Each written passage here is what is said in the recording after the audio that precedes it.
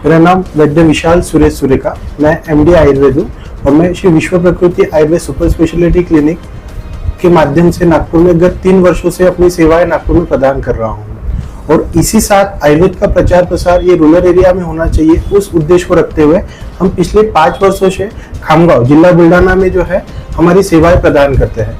हम हर महीने के दूसरे और चौथे शनिवार रविवार को खामगांव में सेवा देते हैं और सोमवार से शुक्रवार तक विश्व प्रकृति आयुर्वेद के माध्यम से यहाँ पे नागपुर में सेवा देते हैं। देखिए, जैसे आज हम इस 10वां आयुर्वेद दिवस यहाँ पे मना रहे हैं। आयुर्वेद जो है एक समय पहले तो ये सिर्फ एक साइंस नहीं है, एक ये जीवन जीने की कला है।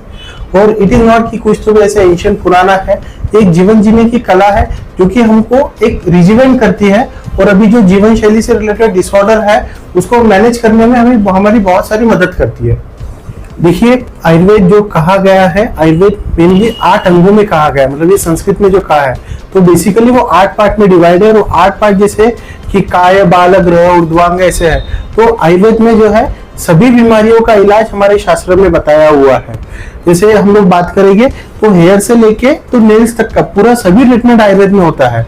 मेनली जैसे अस्थमा का ट्रीटमेंट होता है, एसिडिटी, आईबीएस जो कि अभी बहुत सारे लोग इसे सफर कर रहे हैं, जैसे डायबिटीज हमें लगता है अभी अभी आया है, तो इसका इलाज हमारे आचार्यों ने इतने पहले बता के रखा हुआ है। हाइपरटेंशन का ट्रीटमेंट आयुर्वेद में होता है, पाइल्स, फिशर, फिस्टुला का आयुर्वेद में ट्रीटमेंट होता है, वात रिलेटेड, आर्थराइटिस रिलेटेड सभी बीमारियों का ट्रीटमेंट आयुर्वेद में होता है और सभी स्किन डिसीज का ट्रीटमेंट आयुर्वेद में अच्छी तरह से हम लोग कर सकते हैं। देखिए, जैसे शुरुआत के दौर में हमने डिस्कस किया था कि आयुर्वेद का जो प्रयोजन था वो स्वास्थ्य से स्वास्थ्य रक्षण के लिए था। तो पंचकर्म जो है सिर्फ बीमार व्यक्ति ही नहीं कर सकता है, स्वस्थ व्यक्ति भी कर सकता है। और इसीलिए हमारे यहाँ पे हर सीजन के हिसाब से पंचकर्म बताया है। जैसे जब रेनी सीजन वर्षा ऋतु होता है तो बस्ती बताया हुआ है। अभी शरद ऋतु जो अभी फिलहाल चल रहा है तो इसमें विरेचन पंचकर्म बताया हुआ है। वसंत ऋतु में वमन बताया हुआ है। तो हर सीजन के हिसाब से ये जो पंचकर्म बताया वो सभी स्वस्थ व्यक्ति को करना चाहिए। जैसे हमारे पास में मोटरसाइकिल या कार होती है तो उसका हम लोग सर्विसिंग करते हैं, वैसे ही ये पंचकर्म होता है कि ये शरीर को डिटॉक्स या सर्विसिंग करने का एक तरीका होता है। पहला मिथ है कि आयुर्वेद स्लो है, तो मैं आपको बताना चाहूंगा। तो वैद्य चंद्र कुमार देशमुख बोल के जो कि पुणे में विख्यात प्रैक्टिस करते हैं, उन्होंने अग्निकर्म और विद्याकर्म नाम की 2 ट्रीटमेंट डेवलप की है जो कि हमें इंस्टेंट रिलीफ के लिए है। जैसे जितने भी वात व्याधि वगैरह होते हैं उसमें दर्द तुरंत कम होता है। और यहाँ तक कि ऑटिज्म, सेरेब्रल पाल्सी जो कि छोटे बच्चों में देखे जाता है, जो कि एलोपैथी के हिसाब से अनट्रीटेबल है, उसमें भी हम आयुर्वेद के माध्यम, अग्निकर्म विद्याकर्म के माध्यम से फास्ट ट्रीटमेंट दे सकते हैं। आपका दूसरा प्रश्न है कि आयुर्वेद बहुत महंगा होता है, ये लोगों में मिथ होता है, पर ऐसे नहीं है। आयुर्वेद ट्रीटमेंट, सभी ट्रीटमेंट महंगी नहीं होती है। जैसे हम लोग पंचकर्म में जाते हैं तो थोड़ा बहुत आपको कॉस्ट बेयरिंग उसका करना पड़ता है, पर बाकी जो ट्रीटमेंट है वो एलोपैथी के मुकाबले एक सामान्य मनुष्य उसको बियर कर सके इतना ही उसका ये होता है। ये मिथ है कि आयुर्वेद बहुत ज्यादा महंगा रहता है। और पहले जैसे कहा करते थे कि जैसे आयुर्वेद में दादाजी का इलाज करो तो पोते को रिजल्ट मिलेगा, ऐसे हुआ करता था, बट वैसे नहीं है। हमारे पास में जो आयुर्वेद का ट्रीटमेंट हम लोग लेते हैं, हम सपोज जैसे वैद्य जो बताते हैं परहेज वगैरह सब ठीक से करते हैं तो आयुर्वेद में भी आपको तुरंत रिलीफ मिल सकता है। बस द थिंग इज कि आप सही ढंग से आयुर्वेद ट्रीटमेंट लीजिए और जो रिकॉग्नाइज बीएमएस डॉक्टर है, एमडी डॉक्टर है, उनसे आयुर्वेद ट्रीटमेंट लीजिए। देखिए, मतलब इसका सपोज हम क्लिनिक का लोगो और नाम ये देखते हैं तो ये था कि जस्ट हमारा जो टैगलाइन है कि let's go back to the root again, क्योंकि हमारा ये माध्यम था कि हम जो ट्रीटमेंट कर रहे हैं वो प्रकृति से रिलेटेड रहना चाहिए, इसलिए हमने प्रकृति ये नाम इस पे सिलेक्ट किया। और विश्व प्रकृति इसमें जैसे कि इस टाइम का जो आयुर्वेद का मोटो है कि आयुर्वेद फॉर द पीपल और आयुर्वेद फॉर द प्लैनेट, और वही ध्येय हमारा रहा कि ये जो ट्रीटमेंट है जो कि लुप्त होते जा रही चिकित्सा, इसको पूरे विश्व में स्प्रेड करना, उसी कारण इसका नाम जो है वो विश्व प्रकृति आयुर्वेद ऐसे रखा हुआ है। चैनल के माध्यम से विश्व आयुर्वेद दिवस के उपलक्ष्य पर आपको विश्व स्तर पर जो लोग देख रहे हैं उनको क्या एक संदेश, क्या एक मैसेज आप देना चाहेंगे? आयुर्वेद अपनाएं, पर आयुर्वेद अपनाते वक्त सही ढंग से आयुर्वेद अपनाएं। और जो कि मैं पहले भी बोल चुका हूं कि रिकॉग्नाइज आयुर्वेद वैद्य जो है उन्हीं से आयुर्वेद का ट्रीटमेंट लीजिए। कोई इंस्टाग्राम या यूट्यूब के माध्यम से कोई रील देख के उसका आयुर्वेद ट्रीटमेंट मत लीजिए, क्योंकि मैम ने बताया कि आयुर्वेद के भी साइड इफेक्ट होते हैं। और इस 10वें आयुर्वेद दिवस पे मैं आप सभी को यही संदेश देना चाहूंगा कि आयुर्वेद अपनाएं और सही ढंग से हमें आयुर्वेद अपनाना चाहिए। धन्यवाद सर, आपने हमें समय दिया और विश्व आयुर्वेद दिवस के उपलक्ष्य पर आपने आयुर्वेद के लिए विशेष जानकारी दी, उसके लिए आपका बहुत बहुत धन्यवाद। Thank you, thank you. नमस्ते, मेरा नाम डॉक्टर सुजाता लड्ढा सुरेखा है। मैं गत 3 वर्षों से नागपुर में प्रैक्टिस कर रही हूँ, स्पेशली स्किन और हेयर्स और साथ में गायनेकोलॉजिकल इश्यूज में आयुर्वेदिक ट्रीटमेंट हम प्रोवाइड कर रहे हैं। इसके साथ ही साथ जैसे सर ने अभी बताया, खामगांव डिस्ट्रिक्ट बुल्ढाना में भी हमारा एक क्लिनिक है जहाँ पे हम रूरल एरिया में आयुर्वेद का प्रचार प्रसार हो इसलिए खामगांव में विजिट प्रैक्टिस करते हैं, जो हर महीने के 2nd और 4th सैटरडे संडे को होती है। ये सर ने अभी बताया, आयुर्वेद ये जीवन जीने का शास्त्र है। आयुर्वेद का मतलब है आयुषः वेदः इति आयुर्वेदः, मतलब कि आयुष्य मतलब जिंदगी जीने का जो शास्त्र है वो आयुर्वेद है। और जैसे आपने पूछा है अभी, तो आयुर्वेद का जो परम प्रयोजन है वो यही है कि स्वस्थस्य स्वास्थ्य रक्षणम आतुरस्य विकार प्रशमनः, मतलब यहाँ पे जो बीमार रोगी है उसका विकार प्रशमन तो करना ये आयुर्वेद में तो लिखा ही है, लेकिन इसके साथ साथ जो स्वस्थ व्यक्ति है उसका स्वास्थ्य मेंटेन करने के लिए आयुर्वेद में जैसे दिनचर्या है, ऋतुचर्या है, ऐसे अलग अलग रेजिमेंट्स का वर्णन आया है, जिसको अगर हम अच्छी तरह से फॉलो करेंगे तो जो डिसीजेस आजकल हो रहे हैं, जैसे लाइफस्टाइल डिसऑर्डर्स है जो कॉमनली आजकल हर घर में, हाइपरटेंशन, डायबिटीज ऐसे पेशेंट्स हमें दिखाई देते हैं, ओबेसिटी के पेशेंट्स दिखाई देते हैं, कोलेस्ट्रॉल के पेशेंट्स दिखाई देते हैं। तो ये जो है, ये सब जिंदगी जो हमारी जीवन शैली है, हमें जो जिसे हम कहते हैं कि पाश्चात्य संस्कृति अपनाने के चक्कर में ये जो हो रहा है उसे हमें रुकाना है। तो ये हमें आयुर्वेद सिखाता है कि जिंदगी कैसे जीना है। आयुर्वेद का एक मूलभूत अंग है पंचकर्म। हाँ, इसके बारे में बात करें, मैं जानना चाहूंगा पंचकर्म आखिर होता क्या है? एक्चुअली पंचकर्म ये आयुर्वेद की शोधन क्रिया है। बेसिकली जब आयुर्वेदिक ट्रीटमेंट आचार्यों ने बताया है, जो हमारे चरक संहिता, सुश्रुत संहिता, वाग्भट संहिता, ये जो हमारे आद्य तंत्र है जो भी है, तो इन सब में जब चिकित्सा बताई है, जैसे हम एलोपैथी में इसे ट्रीटमेंट कहते हैं तो आयुर्वेद में इसे चिकित्सा कहते हैं। तो इस चिकित्सा के कुछ पॉइंट्स है, मतलब जैसे हम स्तर है, तो जब भी हम ट्रीटमेंट करते हैं तो पहले आयुर्वेद में शोधन चिकित्सा बताई है। जैसे आयुर्वेदिक ट्रीटमेंट जो होता है, शरीर के जो 3 दोष है, वात, पित्त और कफ, इन मूलभूत अंगों पे चिकित्सा करता है।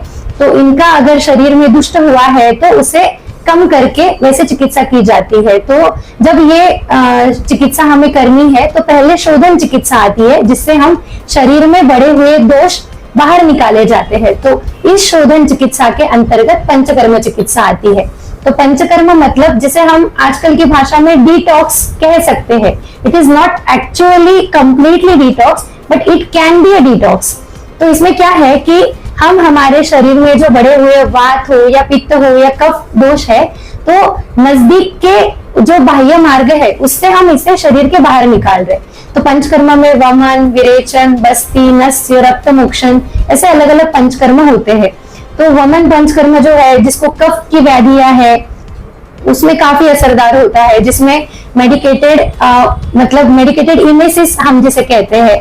फिर बाद में विरेचन नाम का जो पंचकर्म है उसे हम मेडिकेटेड परगेशन कहते हैं, जिसमें हम कुछ दवाइयां देके, कुछ पहले घी पिलाते हैं दवाइयों से बना, और उसके बाद में कुछ दवाइयां देके हम इंड्यूस डायरिया करते हैं, और उसके वजह से पेट में जमी जो भी पित्त है बड़ा हुआ वो परगेशन के थ्रू शरीर के बाहर निकलता है। बाद में वैसे ही बस्ती नाम का पंचकर्म है जो वात की बीमारियों के लिए बहुत असरदार है। वात मतलब जो पूरा आर्थराइटिस के अंडर जितने भी सब डिसीज आते हैं वो आयुर्वेद में एक ब्रॉड टर्मिनोलॉजी है, वात रोग, उसके अंदर आते हैं। तो इसमें बस्ती नाम का पंचकर्म बहुत अच्छा असर करता है।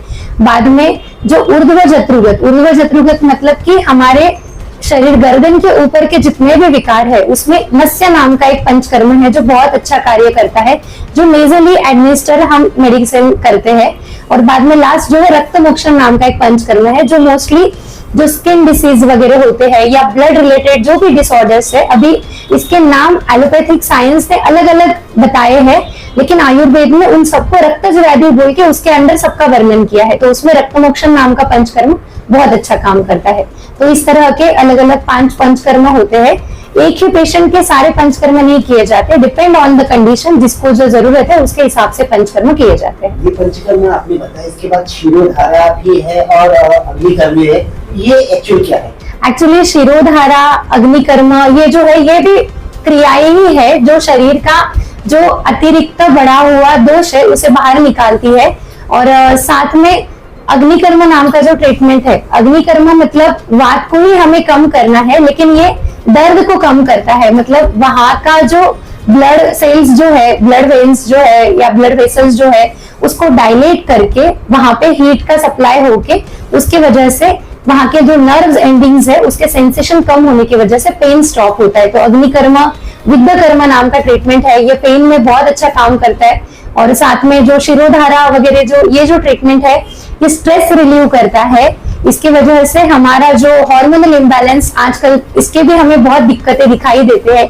एंडोक्राइनोलॉजिस्ट मतलब बहुत ज्यादा आजकल एंडोक्राइन डिसऑर्डर्स हमें दिखाई देते हैं, तो उसमें भी शिरोधारा नाम का जो पंचकर्म है ये बहुत अच्छा काम करता है। बेसिकली आयुर्वेद में वंध्यत्व के बारे में सब कुछ लिखा है। एक योनि व्यापक चिकित्सा नाम का अध्याय ही आचार्यों ने वर्णन किया है। वंध्यत्व चिकित्सा में सबसे इंपॉर्टेंट होता है कि वंध्यत्व का कॉज रूल आउट करना चाहिए।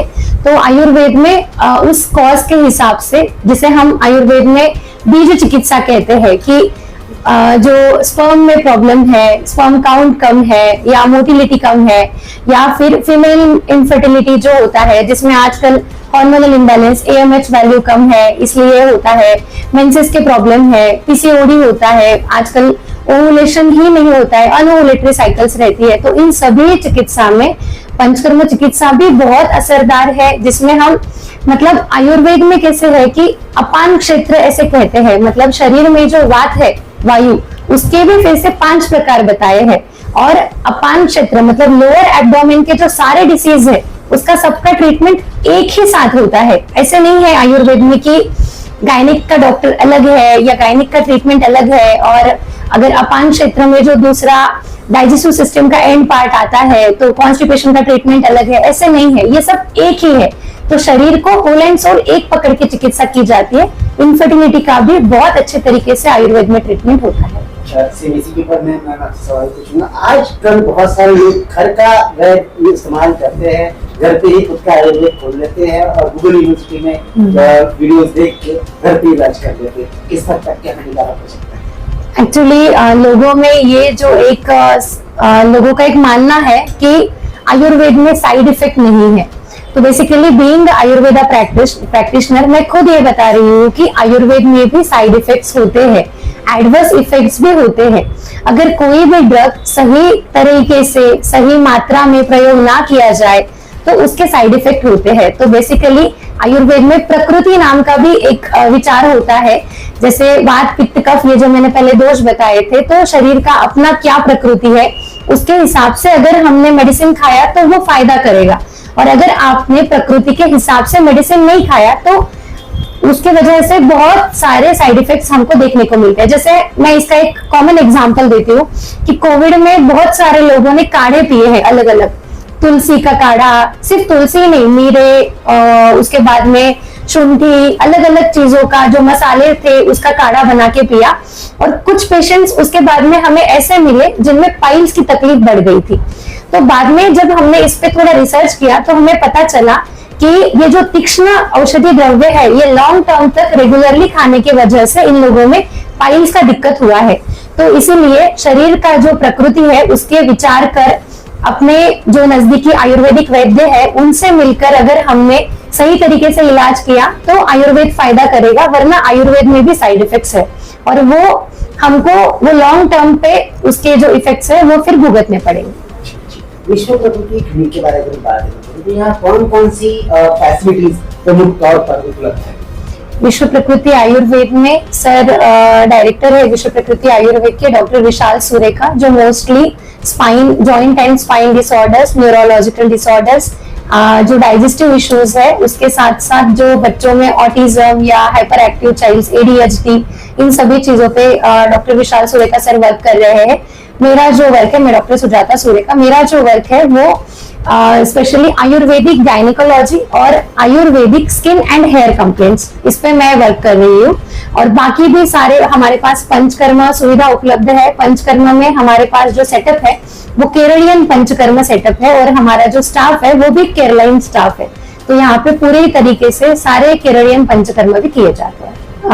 अगर कोई मतलब कंसल्टेशन करना चाहते हैं तो ऑफलाइन कंसल्टेशन ये सबसे अच्छा होता है, क्योंकि आयुर्वेदिक ट्रीटमेंट जो होता है वो मोस्टली आपका हिस्ट्री टेकिंग, पूरा जो आपका अभी तक का इतिहास है उसके ऊपर हमारा जो आगे का डायग्नोसिस है वो डिपेंड करता है। बट अगर डिस्टेंस की वजह से या किसी वजह से पेशेंट आ भी नहीं पाएगा तो टेली कंसल्टेशन, जिसे हम वीडियो कॉलिंग पे हम कंसल्टेशंस करते हैं, जिसमें हम पेशेंट का प्रॉपरली हिस्ट्री टेकिंग वगैरह करके उसके हिसाब से हम पेशेंट्स का ट्रीटमेंट करते हैं। हमारे पास अभी एब्रॉड के जैसे रशिया, उसके बाद में कनाडा, यूरोप, जर्मनी, बहुत सारे जगह के हमारे पास अभी ऑनलाइन पेशेंट्स भी जुड़े हैं, जिन्हें हम अच्छी तरीके से वहां बैठ के यहाँ से ट्रीटमेंट कर रहे हैं और वो वहां पे ठीक भी हो रहे हैं। तो दोनों माध्यम है, लेकिन मुझे जितना मेरा अनुभव है जो ऑफलाइन प्रैक्टिस है वो बहुत अच्छी होती है। हमारा जो कॉन्टेक्ट नंबर है वो है 8446435213 और 9637144610। तो आप हमें इस नंबर पे कांटेक्ट कर सकते हैं और हम आपसे आप क्लिनिक से अपॉइंटमेंट लेके बाद में फिर डॉक्टर से बात भी कर सकते हैं। और हमारा जो नागपुर का एड्रेस है वो है Shri Vishwa Prakriti Ayurved super speciality clinic, opposite women's college, new Nandanvan colony, Nagpur. और जो खामगांव का ब्रांच है उसका एड्रेस है श्री विश्व प्रकृति आयुर्वेदिक क्लिनिक, देवजी खिमजी मंगल कार्यालय के बाजू में, बालाजी प्लॉट, खामगांव।